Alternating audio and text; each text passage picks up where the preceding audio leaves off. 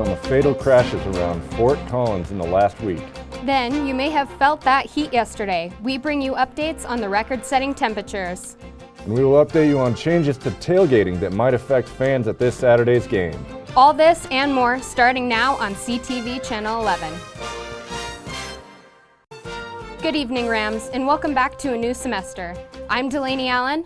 And I'm Jake Oskveric. Earlier in the week, CSU freshman Anthony T.J. Avery was hit by a vehicle traveling west on Pickens Street and Ellis Drive outside of his dorm. Avery was transported to UC Health and Medical Center Wednesday morning. CSU released a statement saying Avery had passed away. Avery's family corrected the release in a statement saying Avery was on life support. The Laramie County Coroner's Office released a statement this morning announcing the official cause of Avery's death, which determined to be blunt force head injuries. The family is not pressing charges, and the death was determined to be an accident. During the first week of classes, 2 CSU students were involved in auto-related accidents. The first on Sunday, August 25th, involving CSU student Vincent Broad. Police pronounced Broad dead at the scene. According to Fort Collins Police Services, Broad was speeding at the intersection of Center Avenue and Roland Moore Drive at around 1:15 in the morning. Broad was 22 and in his 4th year at CSU studying chemical and biological engineering. You know, Jake, since the 20th of August, Fort Collins police have reported 3 additional deaths of auto-related accidents around the city, totaling 5 since August 20th.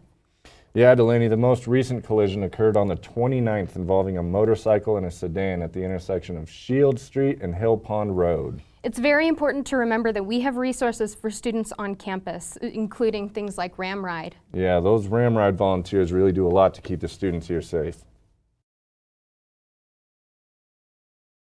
CSU welcomed another record-setting freshman class to campus. Over 5,400 new students were welcomed to campus. This year's class had 400 more students compared to the 2017-2018 class.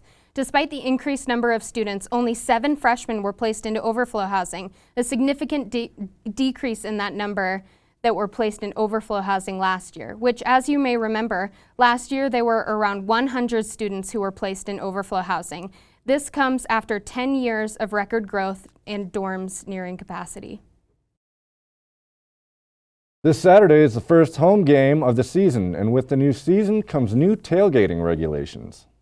School is back in session, and so is CSU's football season. This year, new changes are being made in terms of tailgating and what's allowed. Last year, the personal max was 6 12-ounce beers or 4 wine coolers. Now students can have as much beer as they'd like. However, there still are a few restrictions. No alcohol over 15% ABV is allowed on campus, so a good rule of thumb is stay away from hard alcohol. This change comes from research conducted by ASCSU. It came out of a lot of different focus groups, meetings with students and other student bodies on campus. The ones I've been working with a lot of in the Office of Fraternity and Sorority Life. Last year they had the highest attended members out of any other student organizations that participated, so they had a lot to say and a lot of insight to provide. While this parking lot may seem empty right now, on Saturday mornings it's going to be a hub of activity, as this is where students are permitted to tailgate for CSU's football game. So we're operating with about almost 3 times the size that we had last year for the border war game with Wyoming. That one had between 2,000 and 3,000 students. We're anticipating 5,000 for the first one. These new regulations are sure to keep tailgates on campus fun and safe. Now that tailgating season is here, the heat made it seem like it is not going away. The whole state felt a record high heat for September. Yesterday, Denver International Airport hit a 100 degrees, making it the latest 100-degree day in Denver's history. Fort Collins felt that same heat, clocking in at 99 degrees, previously breaking the previous record of 99 in 1960 and 97 in 2013. On August 24th at around 3:30 in the morning, Fort Collins Fire Services responded to a house call at the 7800 block of Costigan Avenue. This fire claimed the lives of 2 of the residents in the house, while 2 were able to get out safely. 19-year-old Tyler Mitchell and 62-year-old Bruce Bennett were identified as those killed in the fire, according to Fort Collins Police.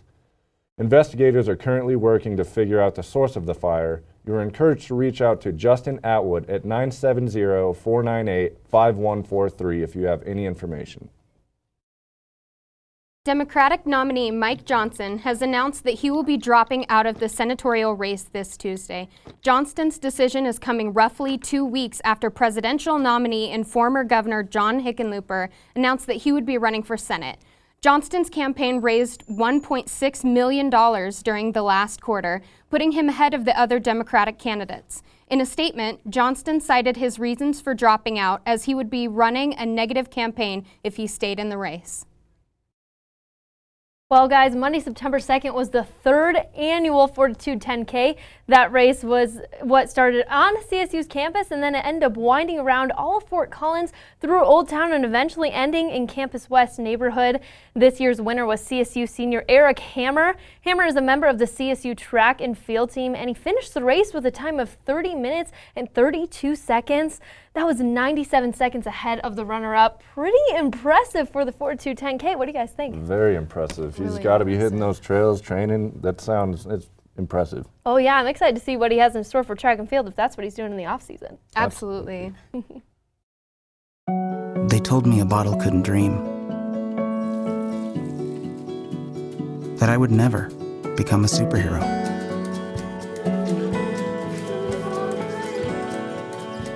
But I learned how to fly. Just to come back in a new disguise. And be the hero that I've always wanted to be.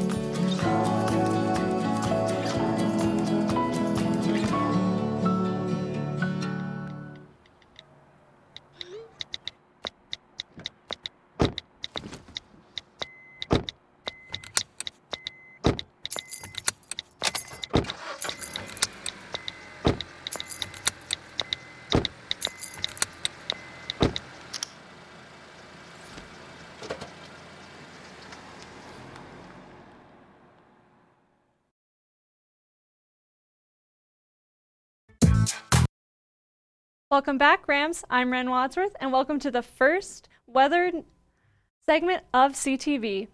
Kicking it right off with current conditions. Today, it was 80 degrees. Really hot, but the clouds came in.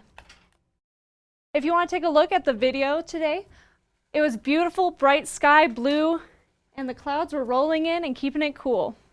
People were out on the plaza walking around, and the heat made it pretty good to keep it out. But you might want to see if you could find some shade. Going on to tomorrow's forecast, there's going to be a high of 89 degrees, a low of 64. It's going to be partly cloudy, winds at 11 degrees southeast.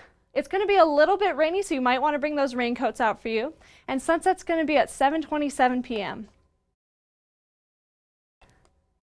Moving right on to tonight's lows. Going down the I-25 corridor, it's going to be 58 degrees in Fort Collins, 62 degrees in Denver, 57 degrees in Colorado Springs, and 59 degrees in Pueblo. Going over to the plains, it's going to be 59 degrees in Sterling, 51 degrees in Lyman, 60 degrees in Burlington, and 61 in Lamar. Going over to the mountainside of the state, it's going to be 52 degrees in Vail, only 46 in Craig, 65 in Grand Junction, 46 in Gunnison, 53 in Telluride, and 46 in Alamosa. Moving on to tomorrow's highs, it's going to be 88 degrees in Fort Collins, 91 degrees in Denver, 87 degrees in Colorado Springs, and bringing it up in the highs with 96 degrees in Pueblo. Going back over to the plains again, it's going to be 92 degrees in Sterling, 88 degrees in Lyman, 88 degrees in Burlington, 96 degrees in Lamar.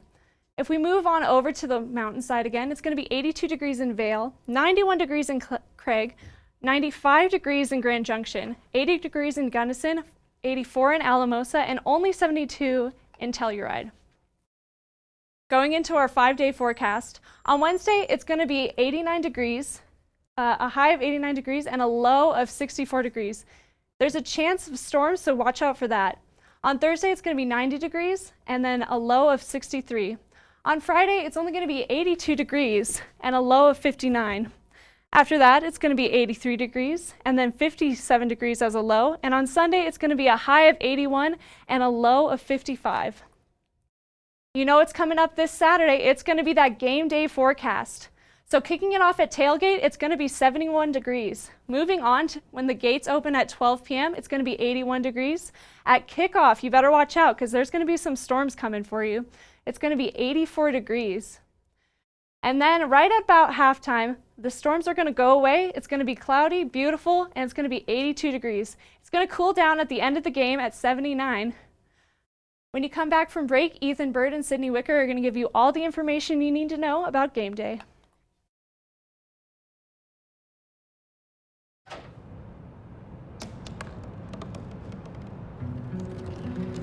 They said I couldn't dream. Called me a piece of trash and swore that's all I'd ever be.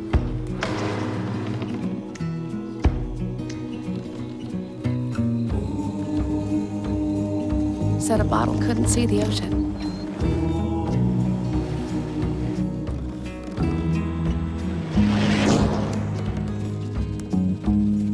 Give up.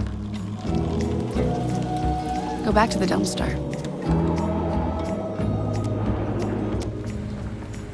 But I didn't listen. I made my way.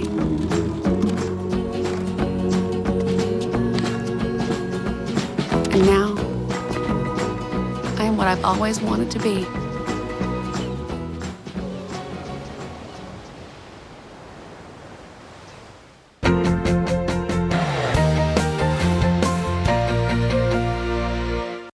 Welcome back from the break, Rams, and to our first installment of The Red Zone. I'm Ethan Bird. And I'm Sydney Wicker. We'll be bringing you the hottest sports news from all over this semester. But to kick off the show, Ethan, it's obviously all about the Rocky Mountain Showdown. Oh, yeah. Well, for one last time at Mile High, the CU Buffs hosted the CSU Rams, and this in-state rivalry was anything but friendly. Let's take a look at the highlights here. We have Montez passing off the ball. Look at him go right up the field. That's going to be a Buffs 32-yard gain on the play and first down, which is going to set him up right here for this touchdown play right in the end zone. Nice start for the Buffs. They're going to celebrate because that touchdown's a great way to start the game. Yes, but the Rams would surely answer back. Hill connecting with true freshman Dante Wright. He showed up and he showed out this game, an impressive leaping catch into the end zone. Look at that celebration. We have Hill right here again looking at the end zone, trying to connect with Jackson, but instead the Buffs are going to intercept it. They got to celebrate that one there. I mean, what are you going to do? First interception of the game, that's huge. Hill would step back again, showing some newfound confidence and connects with Warren Jackson. An impressive toe touch there from the veteran receiver, doing what he needs to do to lead this young receiving corps. We have the Rams back with the ball again. We're going to have the handoff to Wright. Look at him go up the sidelines. You can't catch this man. He's walking right into the end zone. The Rams are going to celebrate. That's a great touchdown there. Something to be proud of. I'd be happy too. Oh, yeah. Here we have Steven Montez doing Steven Montez thing, rolling out of the pocket and finding a receiver.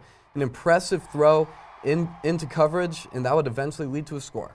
Montez here again, looking at Fontenot, and then that'll be a Buffs touchdown. They're going to walk into the end zone with ease. Hate to see it. Absolutely. And here we have another handoff to Fontenot, and if that's becoming a pattern, that's because it was on Friday. Fontenot marches right back into the end zone and scores another touchdown. The Buffs would come up with the win, 52-31. Despite the loss for the Rams in their season opener, quarterback Colin Hill had a standout performance for himself. The junior had his career start in a season opener game and kicked it off with a high. With 374 passing yards and 3 total touchdowns, Hill had the best start of his career. Now, Hill did have 2 interceptions on the night on top of that, but the key for him was seeing him connect with wide receiver Warren Jackson. Jackson tallied up 87 yards on the night, and the two were able to jive well together in the season opener. But it was all about true freshman Dante Wright. In other words, he was the man of the game. That he was, Sydney. Wright had a breakout performance of the game for the Rams. The true freshman popped off to a tune of 150 total yards and 2 touchdowns. Wright was really impressive with his confidence on the field. I'll tell you what, you would not have been able to tell that he was playing in his first collegiate game. Wright has the potential to have a huge impact on this team and become a household name in Fort Collins in no time. Well, you know, Ethan, going into this game, I was a little nervous to see what the Rams had in store. I didn't think it was going to be very great. They've lost quite a few huge wide receivers, but, you know, they were able to step up and really put on a show. Warren Jackson filled in those shoes quite well. Oh, yeah, and I think after last year, we were all pretty nervous, but the first half looked amazing for the Rams. If the whole game had gone how the first half went, I wouldn't even have been upset about the outcome. But eventually the wheels came off, and that was kind of hard to watch. The defense looked a little gassed.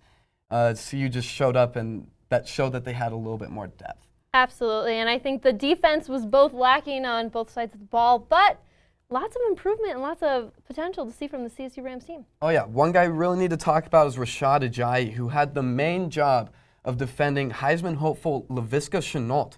If you don't remember last year's performance, Shenault went off for 211 total yards on a Ram defense, but on Friday night, Ajayi did what he needed to do and held him to 48 receiving yards. Yeah, pretty impressive to see Ajayi do that. He was one of the defensive players that really stepped up in this game. Shutting down Laviska Shenault, that's quite impressive. Not many people can say that they do that, but CSU can be proud of that. Oh yeah, you'll love to see it. The football team was not the only sport busy this weekend. The CSU volleyball team had their hands full as they hosted the Ram Volleyball Classic. The Rams season opener on Friday went exactly how they wanted when they swept the Chicago State Cougars. The Ram Classic continued into Saturday when the Rams faced off against the Cal Golden Bears. The Rams fell to the Bears 3-1 despite Katie Oleksek's stellar performance of 42 assists and 9 digs. The losing ways did not persist too long for the Rams, though. For the last match of the Ram Classic, CSU went head-to-head against the Oklahoma Sooners in front of 5,000 fans for their annual whiteout match. The Rams bounced back from their disappointing loss against Cal with a straight set victory over Oklahoma. The Rams dominated the net, outblocking the Sooners 11-3, and were led by Paulina Hogart-Jensen's 5 blocks and 12 kills. Really great job by the volleyball team. What a way to kick off the weekend. Oh yeah, starting off 2-1 is, I don't think that's exactly what Tom Hilbert had in mind. I think that Cal was a bit of a trap game for them. Cal had a worse record than the other Power 5 team in Oklahoma in the tournament, and it sort of seemed like the Rams went into it not completely ready. They showed a lot of youth there. They're starting 2 true freshmen as defensive specialists who are trying their best to replace Maddie Fouts, who played all 120 sets last year. Yeah, for sure. I know Kiersey Hilliard did return, and they have quite a few veterans on their team, and they're really, really strong in that front line, but having those freshmen kind of come in did hurt the team a little bit in that Cal game. You could see where it lacked from experience, but Tom Hilbert did say he was impressed with the team and how they were starting to jive well together. They still got lots to work on as the season goes on, but it was the first 3 games, so you got to cover some slack. I'm excited for the season. Me too. Well, now, Rams, it's time to wrap up on something we like to call Tell Me I'm Stupid. Ethan and I will be taking a step into the hot seat to see what we think on some of the hottest topics happening around campus and around the sports world. So, Ethan? Okay. Tell me I'm stupid, Sydney, but I think the Rocky Mountain Showdown is way too big of a game not to have neutral refs. But don't just take it from me. This is what CSU football head coach Mike Bobo had to say after the showdown. I don't understand how big this game is that you don't have neutral refs. I don't understand it. It's too big a game not to have neutral refs. That's all I'm going to say about that. And I don't think he has anything else to say. All of us remember the 2018 showdown, 2 offensive pass interference calls, and then this last showdown that we saw on Friday night. I wouldn't like to, it's not a questionable fumble call, but it's when they called the fumble. And that's when I would say that the wheels fell off for the Rams. You know, I get what Bobo's saying here, and there were some questionable calls for the Rams in this team, but if you're going to rely on the refs to determine the game for you, you're not prepared for that game. And that's what I've got to say. You know, if you're relying on those pass interference calls to be called, which is not good for the Buffs, and I understand that, and you're relying on things like that to help you win, that's not okay. But also, if you're getting these calls called on you, your team still needs to step up and play all the way through. You can't be quitting, and that's what the Rams did in the second half of the game. They didn't come out to play. They came out and they quit. It's a lot easier to quit when you're demoralized by a factor that you can't control. I mean, you're trying your best, you're working as hard as you can, and then things don't go your way. I agree with you. You should play all the way through, but there's a level of demoralization that can happen there when the refs don't do the job that they're supposed to be doing. And I get that. Colin Hill threw an interception early in the game, but then he has the fumble. He recovered from the interception in the first half of the game, but he can't recover from the fumble. You can make up for those mistakes. You can make up for them, and it's so easy to do that. And I know I'm saying that. I've never played football before, but you do have to consider when you're in that element, you can't be relying on things like that to happen. You got to go out and play the entire game, and I don't think that's what the Rams did, and I get why Coach Bobo's upset. But even today, he later on went to say, well, he thought that they were aggressive, but they played to win the game, and they just didn't make enough plays to win it. If you don't make enough plays to win it, then you're not there for the full thing, and that's just my opinion. Well, there's only so many plays you can make when the ball's not in your hands because of calls you can't control. And that's fair. I totally get where you're coming from. But I guess we'll have to fight more next week, Ethan. Oh, and I really think we will. Well, Rams, that is all we have for you this week. But to stay updated on sports throughout the week, be sure to follow us on Twitter and Instagram at sports_CTV. I'm Ethan Bird. And I'm Sydney Wicker. But stick around, Rams, because if you saw some people riding around on bikes in funny costumes this weekend and don't know why, well, Janae Hancock has all the details. Entertainment is coming up next. Well, Thomas, you've got pre-diabetes. But with more exercise and a change in diet, it can be reversed. I've tried exercising. It just makes me hungry for bacon. I love bacon, too. And who really likes to exercise? Not me. Me neither. Nobody. So we're good? What? Oh, you still have pre-diabetes.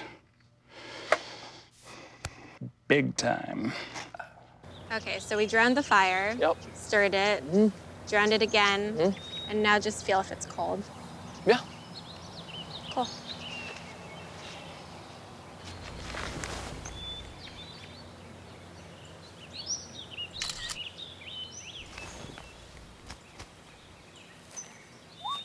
Smokey just gave me a bear hug. I know. Already posted it.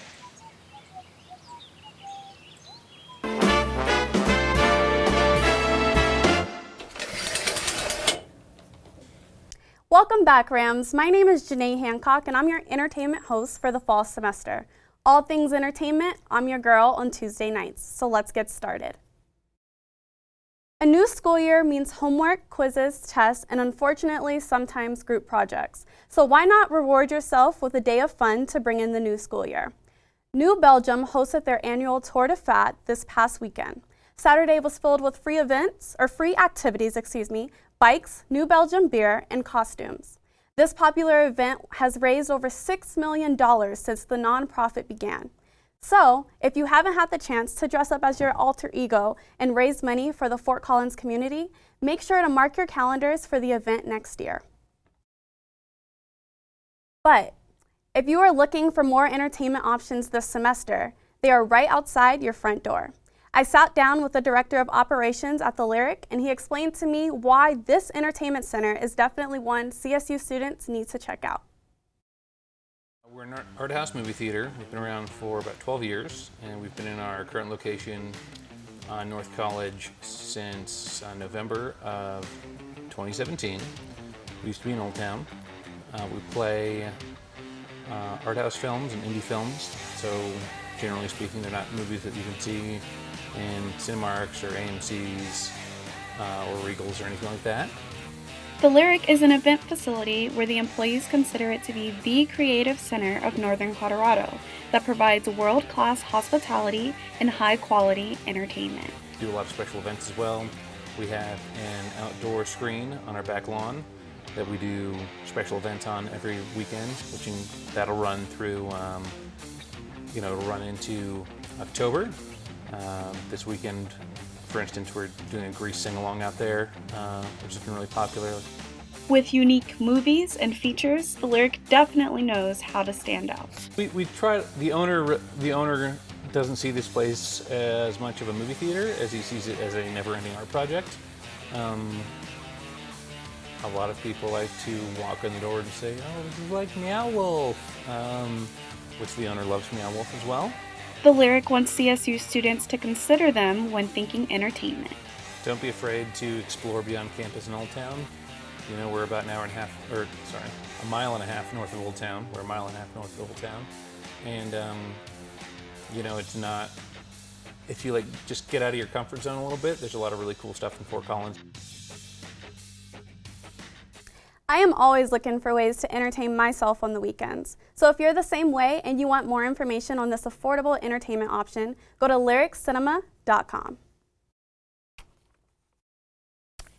If you forget to grab breakfast in the morning, or you're simply like me and cannot wake up early enough to eat and get to class on time, RAM Events is back and better than ever. So rise and shine, sunshines, because RAM Events will be giving out free breakfast food to students every month on the plaza. Free coffee, bagels, muffins, starting next Monday, September 9th at 9 a.m. on the Laurie Student Center Plaza.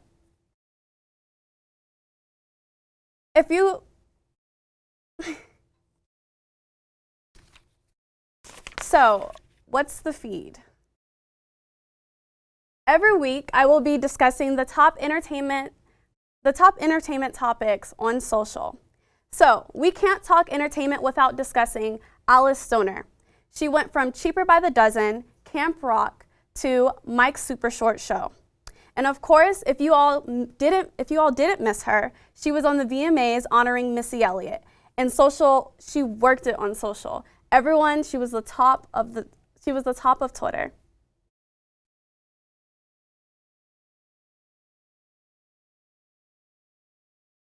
Well, Rams, that's all I have for you all tonight, but I will be back next Tuesday with more entertainment. Tune in tomorrow for the rest of Humans of CSU, for the first Humans of CSU of the semester. Good night.